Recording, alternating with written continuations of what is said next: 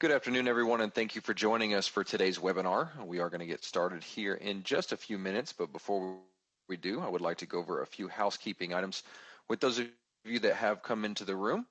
For those of you that have joined us, the first thing I would like to make mention of is our chat pod, which is located on the left-hand side of your screen marked chat. This chat pod will be the best way to communicate with us should you have any questions regarding today's material.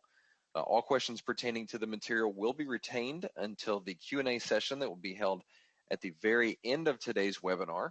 So please feel free at any point of today's discussion, if you do have questions, go ahead and type them there in the chat pod, and then we will pull them out and house them for you. We would hate for any questions to be forgotten or missed. So if you just go ahead and put those in the chat pod, we will pull them out for you, and then we will ask them of our subject matter experts at the appropriate time.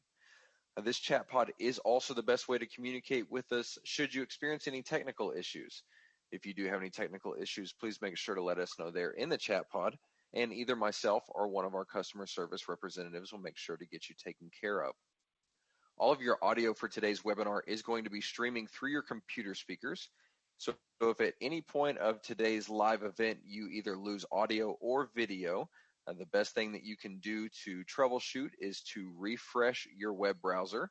This should refresh your connection in the room, and then simply hit the play button on the live feed window, and you should get your audio and video back up and running properly. If for some reason this does not work, or you require any other customer service on any technical issues, again, you can let us know in the chat pod, or we also have our toll-free number and email address listed directly above the live feed window.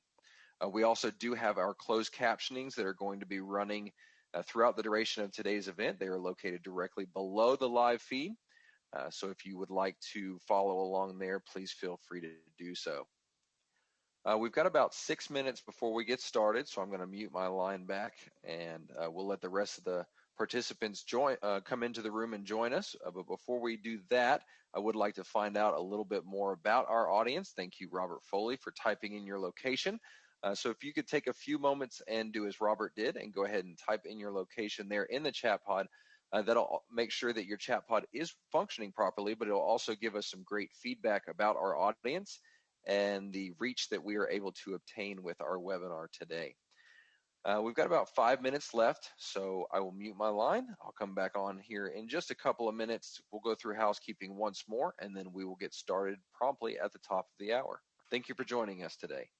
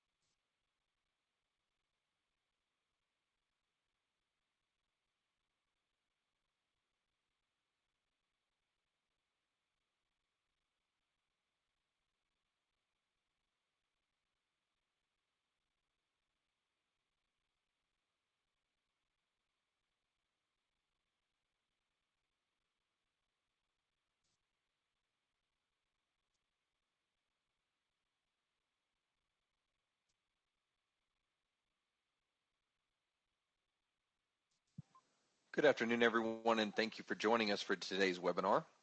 We are going to get started here in just a couple of minutes, but before we do, I would like to go over a few housekeeping items with those of you that have just come into the room. For those of you that did just join us, the first thing I would like to make mention of is our chat pod, which is located on the left-hand side of your screen marked chat. This chat pod will be the best way to communicate with us if you have any questions regarding today's material. All questions pertaining to the material will be retained until the Q&A session that will be held at the very end of today's webinar. So please feel free at any point of today's discussion to go ahead and type in your questions there in the chat pod, and we will pull them out and house them for you, and then we will get them asked of our subject matter experts at the appropriate time. This chat pod is also the best way to communicate with us should you experience any technical issues. If you do have any technical issues, please make sure to let us know there in the chat pod, and either myself or one of our customer service representatives will make sure to get you taken care of. All of your audio for today's webinar is going to be streaming through your computer speakers. So if at any point during today's live event you happen to lose either your audio or your live video, the best thing that we can ask for you to do to troubleshoot is to simply refresh your web browser and then hit the play button again in the live feed window. This should refresh both your audio and your video components of today's live event. If for some reason that does not work or you experience any other technical issues, again, you can let us know there in the chat pod. Or we also have our toll-free number and email address located directly above the live event window. Also directly below the live feed window, we have our closed captions that will be running throughout the entirety of today's webinar. So if you would like to follow along in our closed captions, you can do so there. It is the top of the hour, so I'm going to mute my line back. I'll switch a couple of things on my end, and then we will get started here in just a couple of moments. Thank you for joining us today.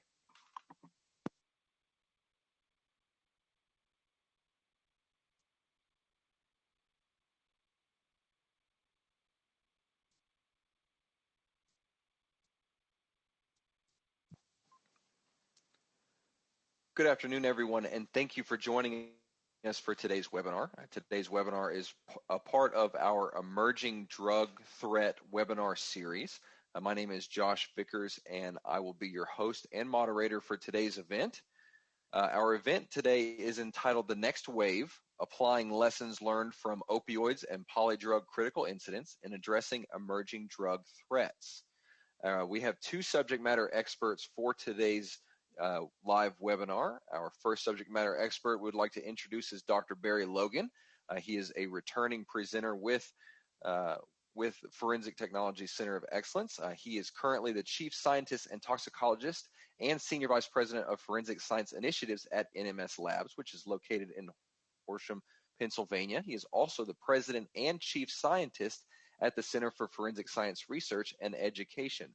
Our second presenter of the day is Miss MJ Menendez, who is also a return presenter and also a new addition to NMS Labs. She is the General Counselor and Senior VP of Public-Private Partnerships at NMS Labs. She is also a fellow at the Center for Forensic Science Research and Education, also located in Willow Grove, Pennsylvania. Just a quick disclaimer, the opinions, findings, and conclusions or recommendations expressed in this presentation are those of the presenter and do not necessarily reflect those of the Department of Justice. Any products and manufacturers discussed are presented for informational purposes only and do not constitute product approval or endorsement by the U.S. Department of Justice. And now, without any further ado, I would like to hand the microphone and platform over to our first speaker of the day, Miss MJ Menendez. MJ? Josh, thank you very much for that wonderful introduction. Good afternoon, everybody. It's a real pleasure to be talking to you on this November 12th, 2019. Dr. Logan and I have used this opportunity as to speak to you and prepare to look back on what we now call the opioid crisis. And I'd ask you all to reflect where you were in 2015 when we first heard that fentanyl on the streets were killing people, and we came to understand that fentanyl was no longer in a patch in the regulated market. It was a powder coming from a foreign land. In my mind, that's where this revolution started, and the evolution continues today. So some of the things that we want to talk to you about today, and we'd just like you to consider in your market, in your life, in your world. Is this an opioid crisis, or is it a polydrug crisis? Barry's going to advance the slides with the insights, but what is this crisis today, and how do we know what this crisis is? Why does it matter? And in addressing that, we're going to look at legacy drug trends and how those drug trends are changing due to combinations with new opioids and other emergent novel psychoactive substances. We know accurate identification and data mining must underlie policy and action, but how are we really doing with that? When we think of the crisis of 2019, are we articulating the accurate message that allows policymakers to make reasoned, informed decisions? What can we learn from surveillance of different data streams about the state of the crisis in 2019? And Dr. Logan is going to spend a fair amount of time on the NPS Discovery website, and we're going to talk about how that website has the most contemporaneous information that the Center for Forensic Science Research and Education has, how it is free, how it is updated, and how you can use it to help you. And so those are the things we're going to be talking about today. Dr. Logan is our expert, and I'm going to be chiming in now and then, but not too much, because he has the information that I think that is most relevant to our discussion today. Dr. Logan? Thank you, MJ, and good afternoon, everybody. Thank you for joining us today. So MJ's pretty much given you the roadmap for what we're going to try to cover this afternoon, and really the emphasis is on looking ahead. But I want to start with just reflecting that novel psychoactive substances as a category have really been around and recognized as such for just a little over 10 years. 2008, we saw the first generation synthetic cannabinoids and cathinones. Really, at the time, it was hard to recognize it as a phenomenon. These compounds were novelties. They were sold openly. They were not really regarded as drugs. And it took a little while for us to recognize that, like most psychoactive substances and substances that act on the body or the brain, they certainly can have adverse effects. And then over the next 10 years or so, we saw the pattern of a turnover in the market with new compounds replacing the older ones as they became scheduled. We saw two second and third iterations of synthetic cannabinoids over the next couple of years. New classes of drugs within the stimulant category, the pyrovalerones, things like alpha PDP. By 2013 and 14, we were into a regular cadence of appearance of new drugs. And we saw a blip at the end of 2014 of acetylfentanyl showing up in our opioid drug-using populations and post-mortem data. We certainly didn't fully appreciate at the time the significance of that and what it might lead to later. But by 2015, we had started to see significant amounts of fentanyl in forensic populations, and the beginning of several iterations or generations of opioid analogs, particularly fentanyl analogs. They were fully established by 2016. And then we started to see other categories of drugs with novel analogs and similar compounds. The designer benzodiazepines really started to appear in 2016. So by 2018, we saw the peak of the fentanyl analogs. They really started to disappear. One of the major reasons was the introduction of core structure scheduling of fentanyl analogs that really ended that cat and mouse game of scheduling one substance and then the next one pops up. And I think that's been a very successful piece of legislation and really changed the market. We'll take a look at some data that supports that.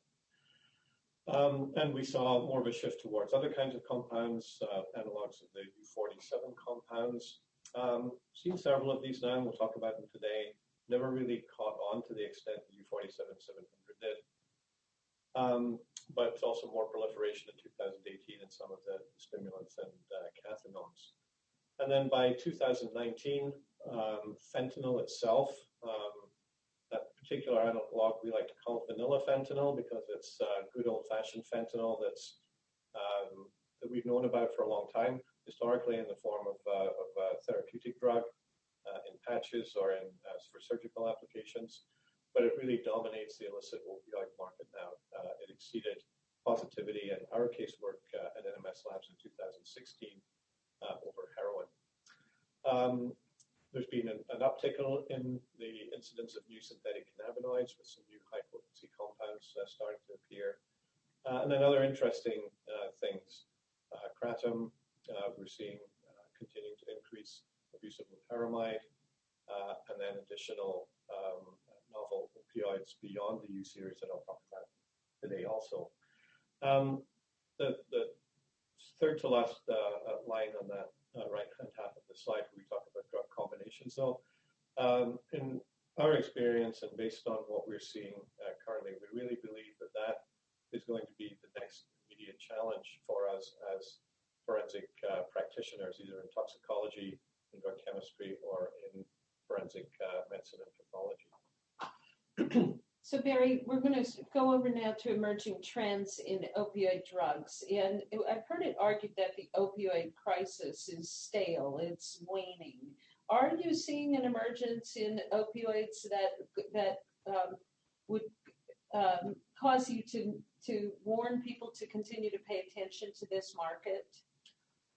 So I think one of the reasons for the return to fentanyl as opposed to the analogs, besides the fact that the analogs are now explicitly scheduled in core structure legislation or rulemaking, is that there is a demand for it. Fentanyl, I think, is more predictable in terms of its effect, particularly as users have learned to change their drug using behavior.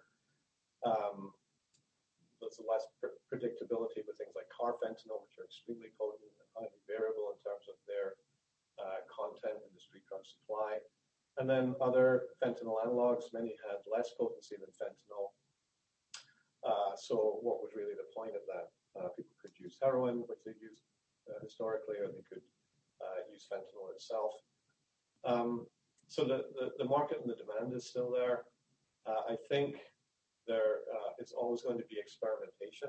And again, some of the data I'll show you in the next few slides suggests that people are still, or drug distributors and manufacturers are still market testing the opioid market to see if some novel compounds, novel opioid agonists might gain some traction and become the new opioid product. And one of the things that in the slides that are coming that was a surprise to me as we prepared, the new opioids that you are going to tell us about do not end in fentanyl or ON like hydrocodone. The new opioids by name are very, very difficult to identify. Is that a portion of the facts you're going to highlight today?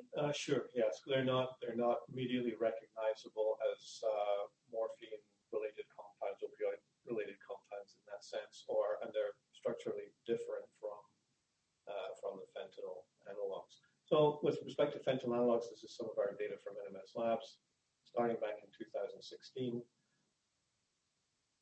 And each of these peaks and troughs in the appearance and disappearance of these compounds, you can certainly relate to activity that was going on in the regulatory environment. So in 2017, in March, China scheduled selected fentanyls, including fentanyl and carfentanil. And these, right around that time, started to decline in their prevalence, but they were replaced with other analogs like fluoroisobutylfentanyl, and then a little later cyclopropylfentanyl. In June of 2017, U47-700 was scheduled. That's that yellow line, and you can see that shortly after that, the popularity of U47-700 started to decline. And there can be many reasons for that, but you can certainly see how it aligns with legislative changes. And then in December of 2017, the DEA announced its intent to implement core structure scheduling, and that went into effect in February of 2018. And with the exception of that little spike in fluorizabutyrol fentanyl that occurred in 2018 and persists a little today, FIBF is still, along with Valorol fentanyl, really the only one of the analogs, or the only two of the analogs that we still see with any frequency in casework. But currently we'll see anywhere from 3,000 to 4,000 fentanyl cases each month in our casework, and a handful of analog cases, typically less than 10 to 20 analog cases. So it's really become more of a boutique product, and the fentanyl analogs have left the market. This is our latest data for fentanyl analogs through June of this year. So parafluorizabutyrol fentanyl, Valorol fentanyl I mentioned, but all the rest of these compounds, just a few cases each month. So really they are solidly in decline. But to your point about what's replacing them, again, these are found with low frequency, but they are new opioid agonists. The U-series compounds, U47-700 is the best known example. Some people like to call them the utopioids, which I think is a clever name for them. So they're non-fentanyl, non-morphinan-related novel synthetic opioid receptor agonists. And they are structurally similar to one another, although clearly not don't look anything like morphine or fentanyl.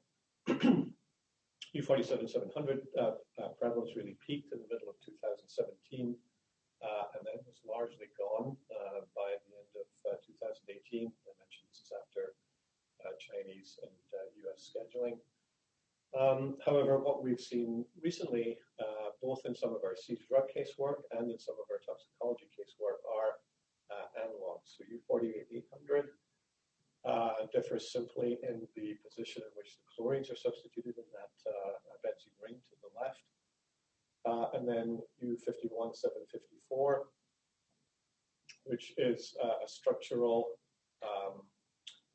analog of U47-700. And then isopropyl and propyl U47-700 and U49-900. So each of those two groups of compounds, U48-800 and the U51-754, are isobaric. And mass spectrally, they're very similar, so really have to be separated chromatographically. You can't tell them apart based on their mass spectrum. There's not enough fragmentation on that phenyl ring where they differ from one another. And then with the propyl analogs, similarly difficult to differentiate based on their mass spectrum. So Barry, U47700 was a potent killer in its heyday. Do we know anything about the pharmacology of these drugs and their potency relative to 47? So yeah, U47-700 had a potency similar to morphine, but it was found very frequently in combination with furanylfentanyl, which was popular at the time, which had a potency somewhere between morphine and fentanyl. So U47-700 we do know something about because there was more preclinical work done on that compound back in the 1970s, but these other analogs we really don't know that much about. This is some data from 8 cases that we've seen in our casework. Concentrations are relatively low, but in each one of these cases there were other drugs present. So for example, fentanyl was present in half of those 8 cases with certainly forensically significant concentrations that could be consistent with a combined drug death rather than attributable to any one compound. Other interesting compounds, tyneptine is something that we have had our eye on for a little while. An interesting compound that, again, looks nothing like morphine or heroin or fentanyl.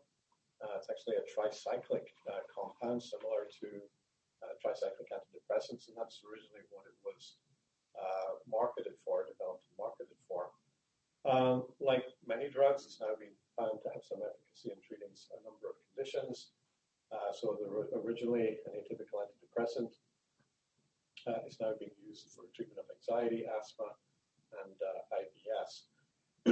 It has serotonin reuptake inhibition properties, which are attributed its use for antidepressant therapy. But at higher doses, it also has mu and delta opioid agonist effects. So this compound, since it's structurally unrelated to everything else that's on the market, it is a medication that is available by prescription in Europe, and Australia, and South America under the trade names Stavelon, Tapinol, and Coaxil. In the United States, it's completely unregulated, and it has been in the news recently as it's been for open sale at gas stations, at head shops, at drug paraphernalia stores. And there's a lot of information online about how to use it to obtain the opioid effects. There have been a number of calls, and increasing calls, I'll show you some of that data, to poison centers that suggest that predominantly when people get sick with it, it's a result of the opioid toxidrome, sedation, respiratory depression, pinpoint pupils, hypertension, and arrhythmia. Other adverse effects are indicated here. And then on cessation of use, when people have been abusing the drug and have it withdrawn, they do display an opioid withdrawal-like presentation. In terms of its prevalence, this is data from calls to poison centers, and you can see that this really started in 2014 or 15, but consistent numbers of calls in 16 and 17. And based on positivity and casework, we think it has about the same level of popularity that it had back in 2016 and 17. So an example of something that's maybe the next wave beyond the fentanyl analogs, but it's just one example of that. And some of our surveillance work on new drugs appearing for the first time in the United States, we're starting to see other compounds that are similarly dissimilar to morphine and fentanyl, but appearing with more regularity. We have in the process of publishing a case series of overdose cases involving tyneptine, very high concentrations, up around over 4,000 nanograms per mil, therapeutic concentrations for antidepressant properties are around 200 to 400 nanograms per mil. So you have to take a lot more of this drug to get the opioid-like effects. So I mentioned, this is really the last slide on opioids for this presentation. Through our NPS Discovery program at the Center for Forensic Science Research and Education, we do make a real effort to document the early identification or early discovery of novel substances in the United States. This is based on analysis of seized materials coming through international ports of entry from China, from Asia, from other parts of the world, and also from data mining of our postmortem casework database. And in terms of what's new in 2019, we did see 3 compounds that are fentanyl related, but those were all in the early part of the year. The compounds that we've seen since the middle of 2019 that are opioid agonists, 2-methyl-AP237, AP237, and piperdilthiambutine. Again, these are drug discovery compounds in the patent literature and the medical literature from the 1970s that are now being synthesized and offered on the illicit market. So if I was to make a prediction for 2020, I think we're going to see similar kinds of things, more mining in patents, and novel substances with structures that are not covered under core structure scheduling. Now, Barry, we are making this presentation available via PDF to the viewer. Is that correct? Yes. Okay, and for the viewer, I really want you to just, if you've got to leave early, look at the last slide and look at the website at the bottom of that, which Barry is going to walk you through now. This is the center's website for NPS discovery, and it is available to you at all times. So Barry? Sure. So this is npsdiscovery.org. It actually is embedded in the Center for Forensic Science Research and Education's website. So this is where we put all the information about novel psychoactive substances in all the major categories: opioids, depressant drugs, stimulants, hallucinogens, cannabinoid-related substances.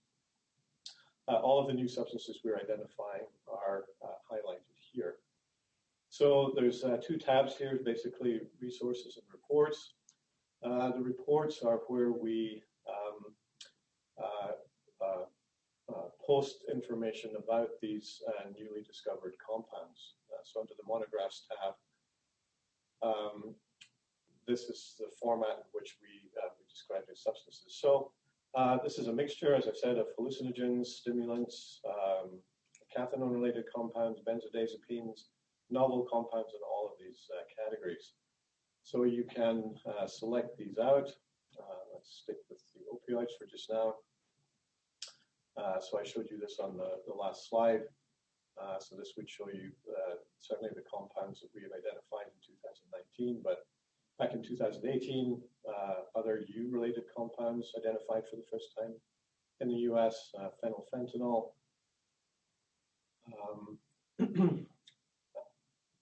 Also, again, you can filter by these drug categories. We're going to go on to talk about benzodiazepines, so let's just see what we found in terms of benzodiazepines over the last couple of years.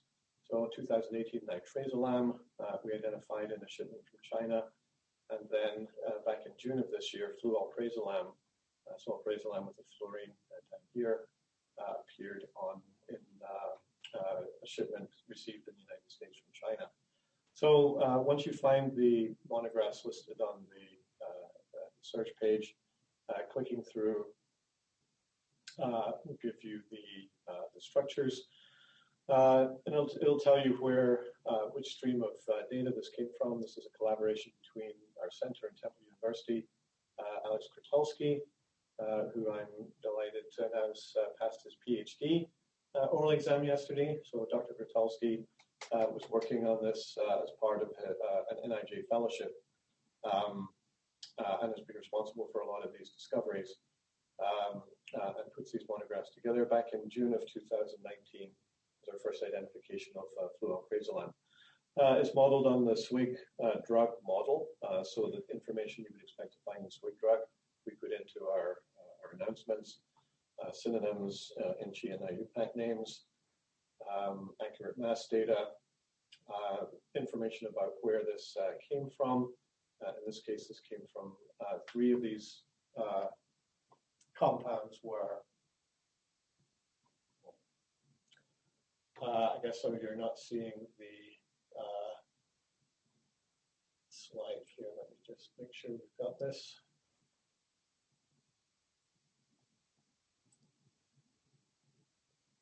So while Barry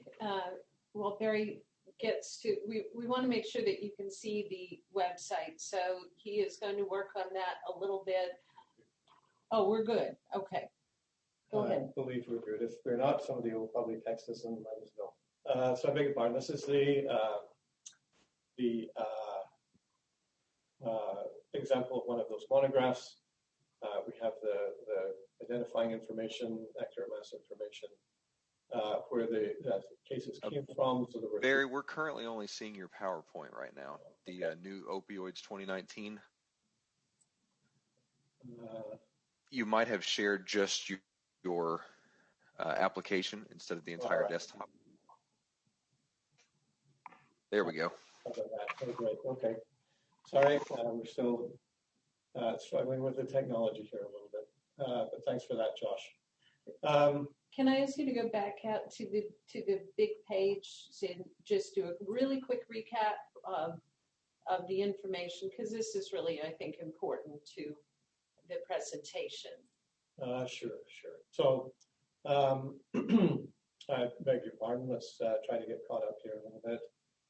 We started out at our homepage, npsdiscovery.org. We came down to the reports tab and the monographs. Here we are. So this is the search feature here. We can filter it by drug category. We looked at opioids and submitted that. That was where these other compounds I was just mentioning came from.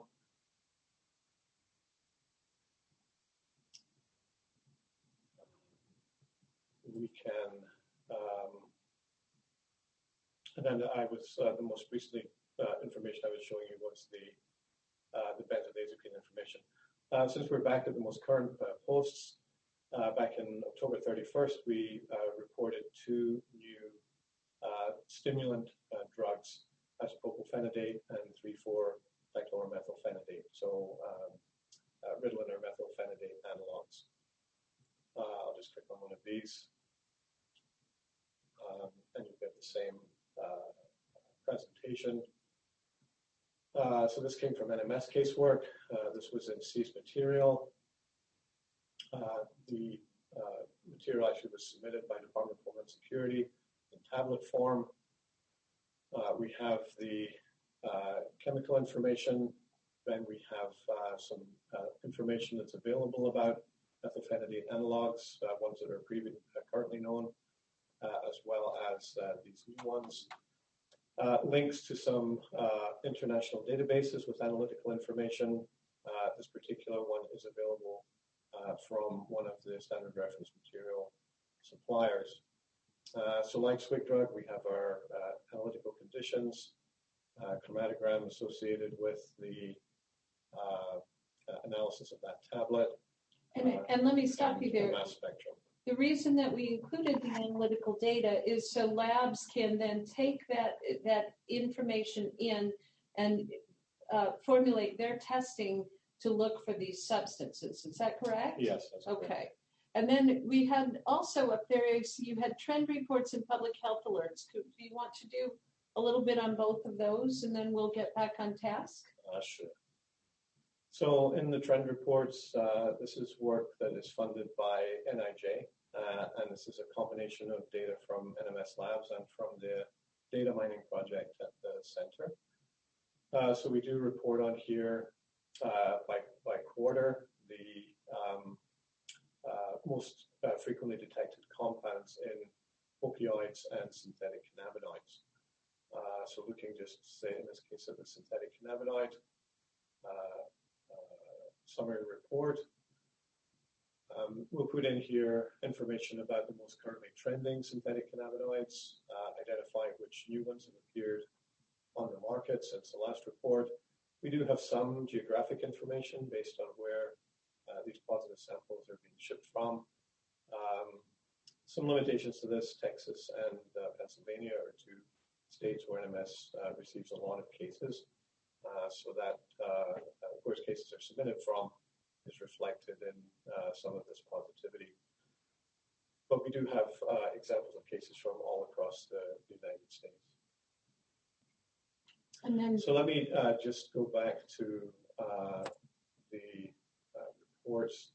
I know you'd asked about the health alerts.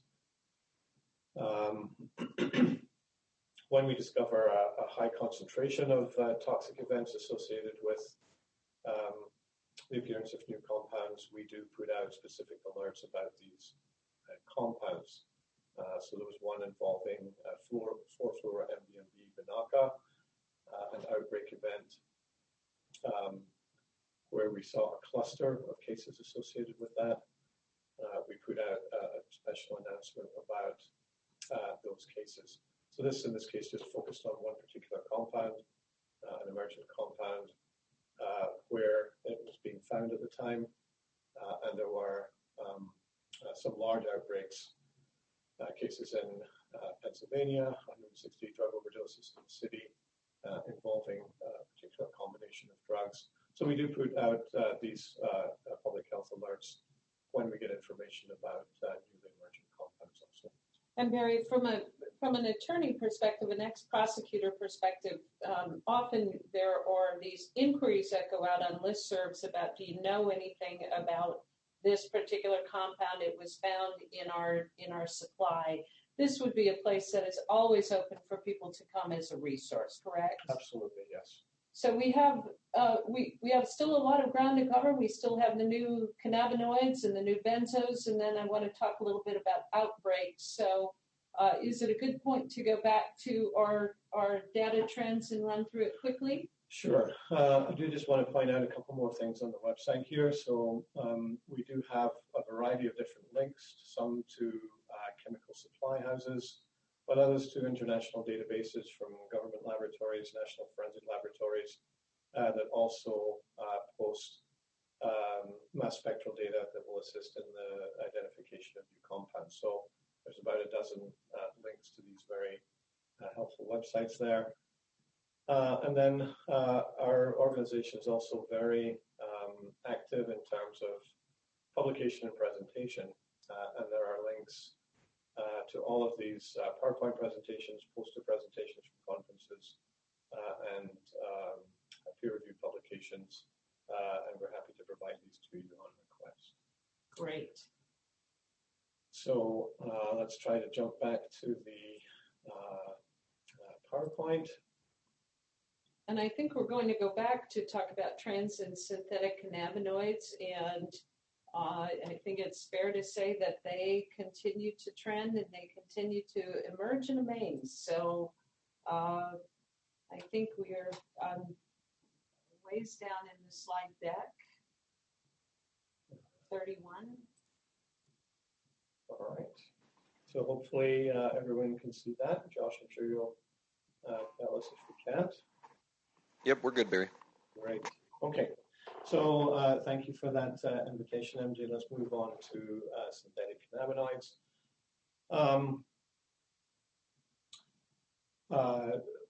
This I'm sure you've seen before. Data from EMCDDA just reflect the fact that synthetic cannabinoids have been persistent in terms of their involvement as emerging synthetic drugs, and certainly in 2018 still contributing to that. This is, again, a kind of a history lesson in synthetic cannabinoid positivity across the last 10 years. I know there's a lot to take in here, so let's just call out a few things. From the early appearance of JWH18 and JWH250, which were scheduled within about a year, and then quickly replaced by successive iterations and generations of analogs. The fluorinated JWH18 was AM2201. It was scheduled, this tetramethyl cyclopropyl analogs of synthetic cannabinoids, XLR11 and UR144.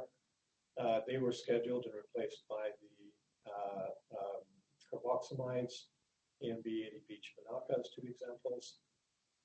They were scheduled, followed by ADB for Banaka. So the same cycle that we saw with opioids scheduling and then their replacement with novel compounds.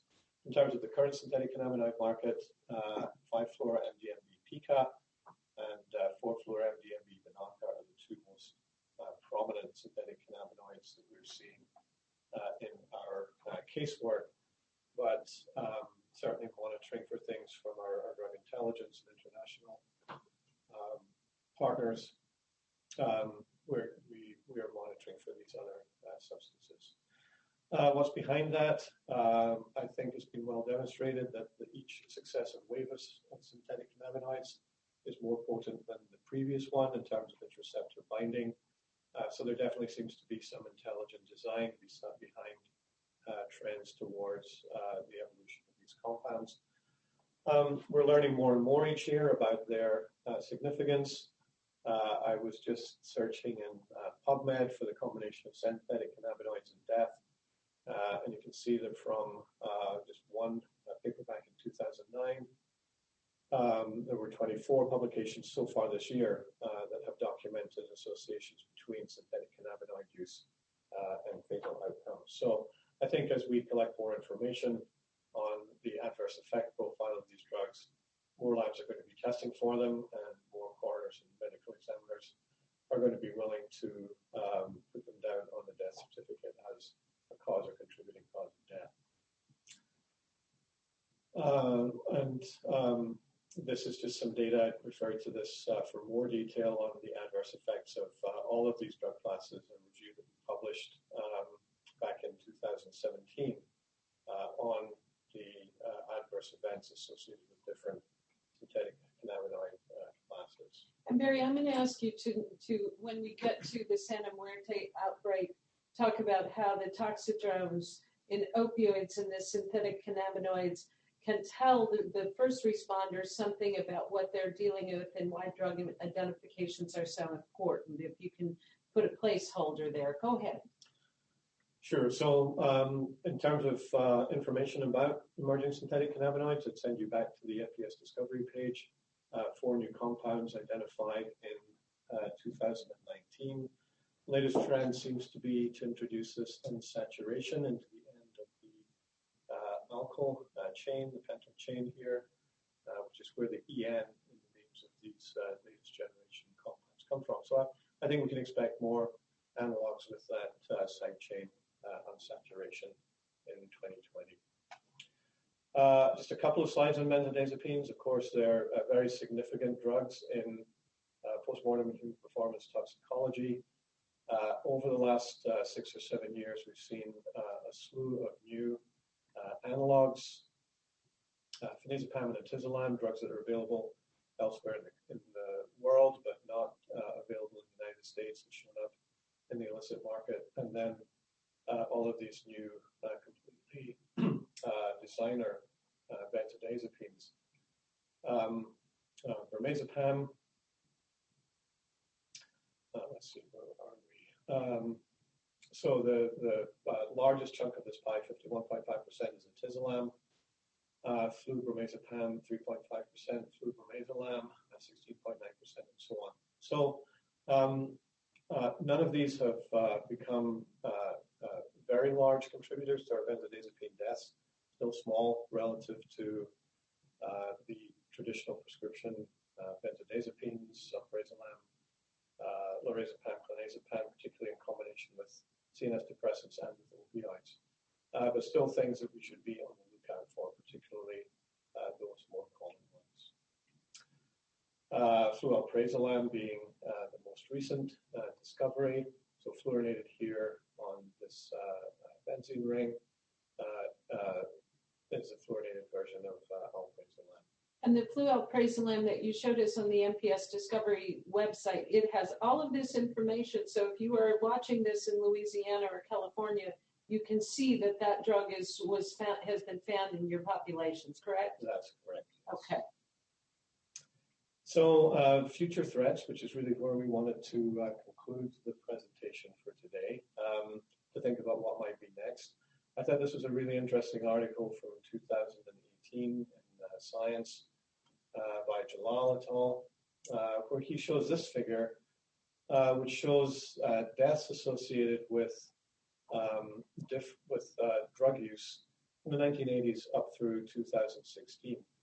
And when we think about this, there are different phases of this curve associated with prior epidemics, the crack cocaine epidemic of the 1980s and 1990s, the methamphetamine epidemic of the 1990s and early 2000s, and now the opioid epidemic of today. The indication certainly is that this looks like it could well continue to increase. And the authors speculate that it's possible that in the future the drug overdose epidemic will be driven by a new or heretofore obscure psychoactive substance. This really emphasizes the need and importance of monitoring all these new compounds. Barry, may I be heard on this slide? So for the reader out there, or the listener, I don't really like this slide. I don't like the legacy drugs because I think the legacy drugs lull policymakers into thinking this is the same old problem. So when Barry discusses these combinations, please put it in the context of the Santa Muerte outbreak information that is coming after this and how important it is to drill down in these drug combinations and get to what is really causing the crisis and get that information out to policymakers. And we're running short on time, so I'll shut up. Go ahead, Barry. Yes, with respect to the previous slide where we were talking about what the next contributor to this exponential increase in drug-related death is, I think in our experience, and certainly those of colleagues I've spoken to, it is PolyDrug use. So combinations of cocaine and fentanyl, heroin and fentanyl are major contributors to our drug mortality. But I think we can also expect to see synthetic novel psychoactive substances also used in some of these drug mixtures for people who are looking for a new or different drug experience. So I've just referred to the Santa Muerte outbreak a couple of times. This was an event that occurred in Philadelphia back in the summer of 2018. 160 individuals ended up in the emergency department after purchasing and injecting a stamp bag labeled Santa Muerte. They appeared in the emergency room with the classic opioid toxidrome. They were tunded, sedated, pinpoint pupils, respiratory depression. Many of them were passed out and unresponsive. So naturally, they received Narcan. And uncharacteristically, they then emerged from their opioid intoxication into a very agitated state. They were tachycardic, they had warm, dry skin, dilated pupils in contrast to the constricted pupils from the opioid toxidrome. They were combative, they were restless, agitated, and some characteristic hallucinations that were originally attributed to anticholinergic toxidrome. But it's very difficult to differentiate that anticholinergic toxidrome from the synthetic cannabinoid effects. Synthetic cannabinoids can produce a range of effects, everything from something that looks very similar to anticholinergics, so the hallucinations, confusions, the tachycardia, dilated pupils. However, they also can produce significant sedation and bradycardia in some users. It's not clear exactly what factors predispose users to one of those outcomes or the other. So in the Santa Muerte case, we received packages of the Santa Muerte powder. We tested that the same day, and were able to identify that it was a mixture of heroin, fentanyl, and the synthetic cannabinoid 5-fluoro-ADB. So that helped to explain the presentation of these individuals in the emergency room. When they were given Narcan, it basically counteracted the effects of the opioids and unmasked the effect of the synthetic cannabinoid. Subsequently, we received blood samples or toxicological samples from some of those victims, and again, we were able to confirm the presence of heroin metabolites, fentanyl, and 5-ADB in those patients. So that process of using the seized material to give you an indication of what's impacting the population and then confirming that in fact what was present in the toxicology samples. And then importantly, getting that information out quickly. So the incident occurred on the weekend of the 20th, and by Friday the 27th, we were able to provide that information about the drug combination and rationalization for the observed effects to the first responders, to public health, emergency rooms, and medical toxicologists. And then I've already talked about the public health alerts, so getting that information out to a much broader audience outside just of the immediate area. So, Andrea, I don't know if there was anything else you wanted to add to that. No, I don't. I think that you covered that nicely. Barry, I think we're ready to go to conclusions. Would you agree?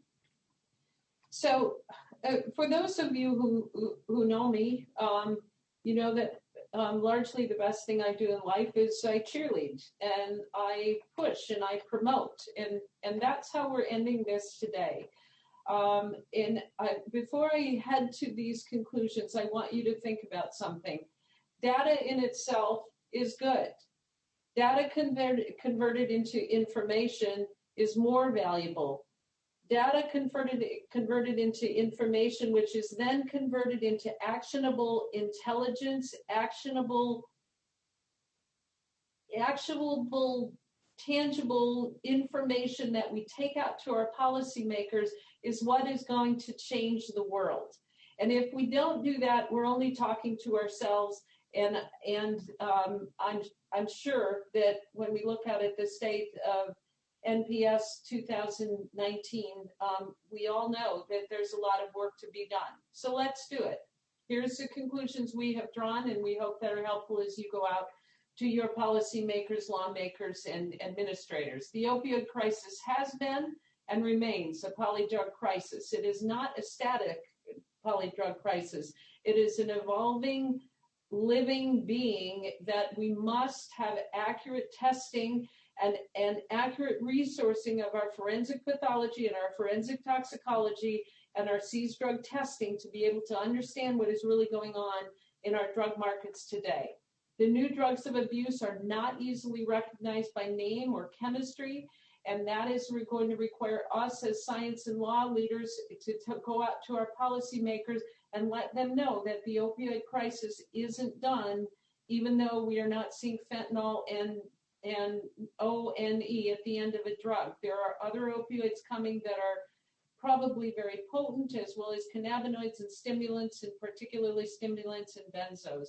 The polydrug combinations are causing the emergent outbreaks, and that often, as you well know, often involves a legacy drug and one or more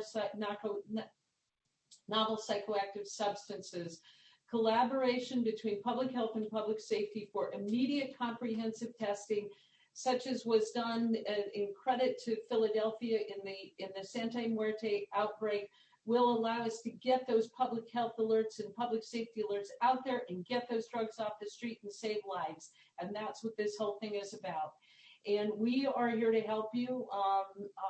Again, kudos to our component parts listening at the Center for Forensic Science Education, Research and Education. They are vested in being the resource to you to help you do your job and do it in the best way and most informed way you can.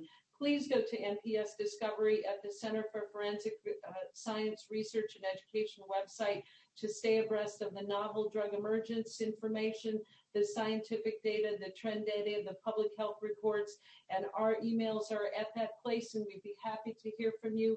And we're really grateful you tuned in to us today. It's been a privilege. Josh? All right, thank you so much, Barry and MJ, for your presentation today. We'll just leave this conclusion slide up for the remainder of the webinar. Just a few notes before we get into questions. We do have a PDF version of today's slide deck that is available back on the main webinar page where you access today's event.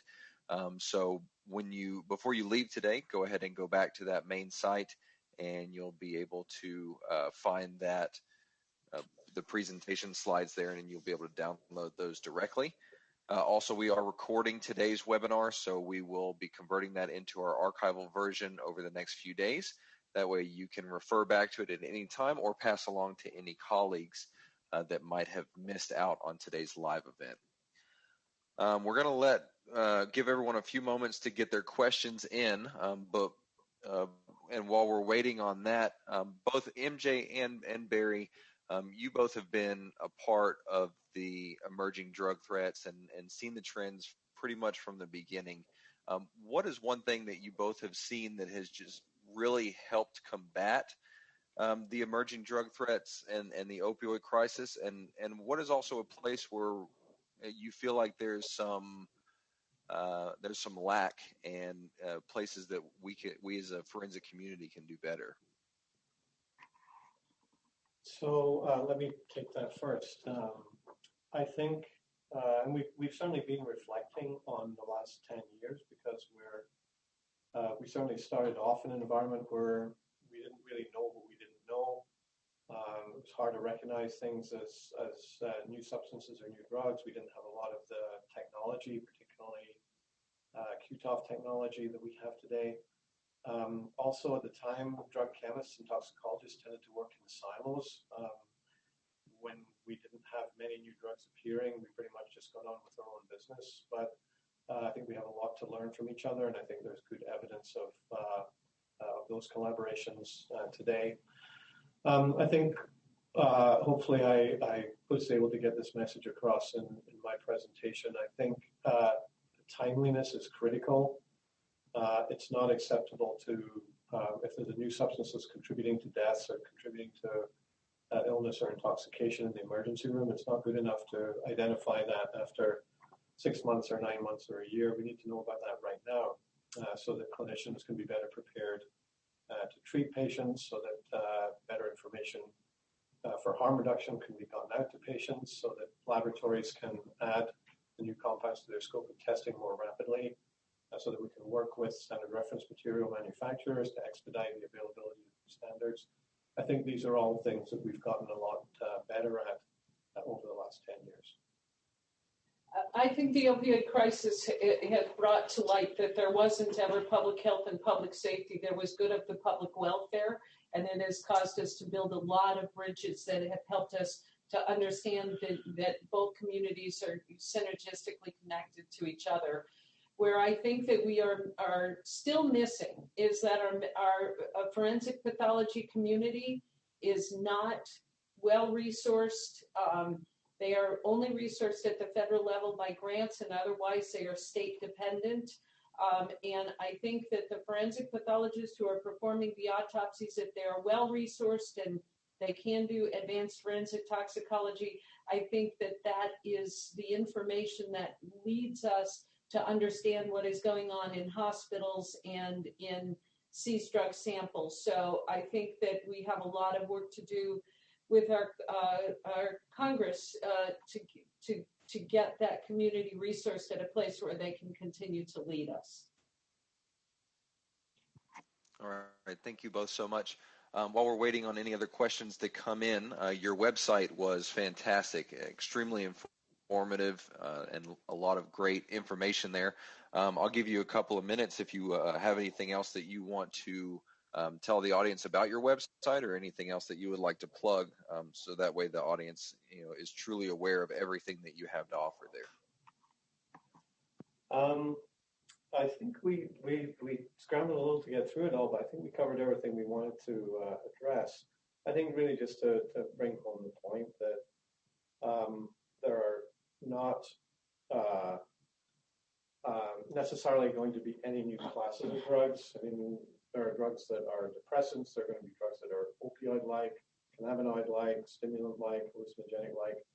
But those are the effects that people are looking for.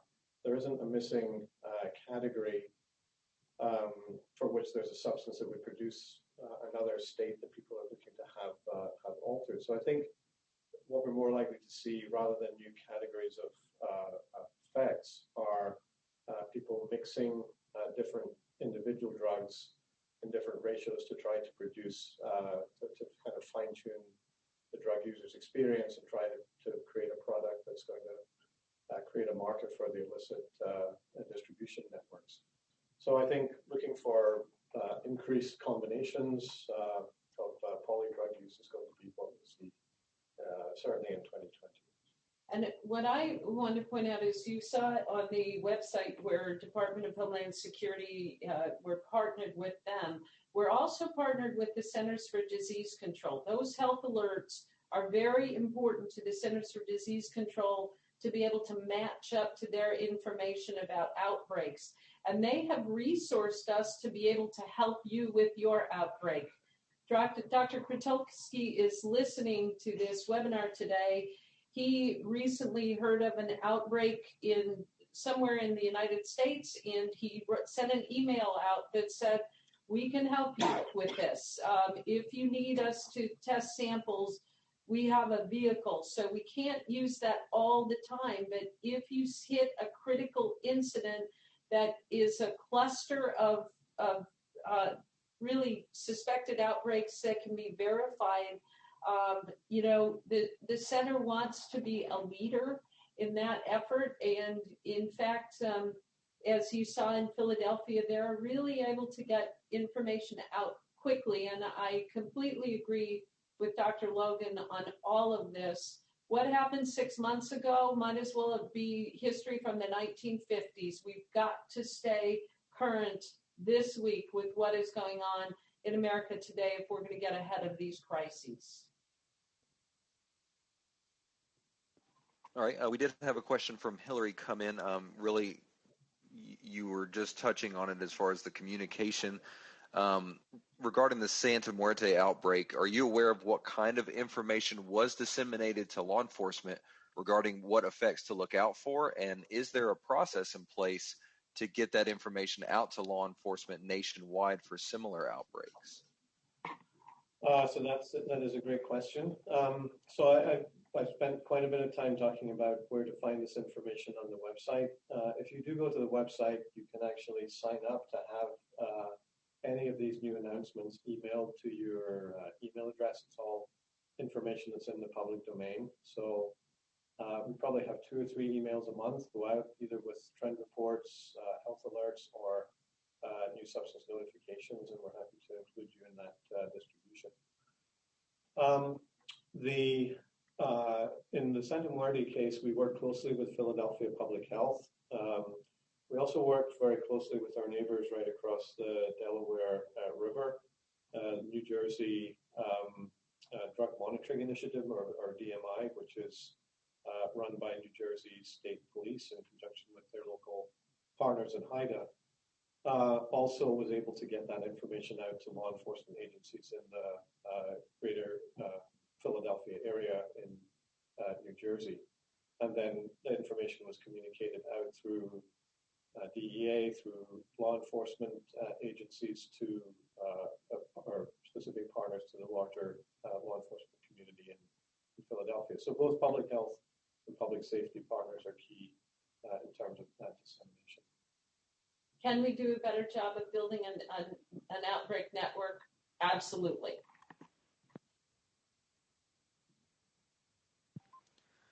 All right, and with that, we are at the top of the hour, so we're going to go ahead and start to wrap things up.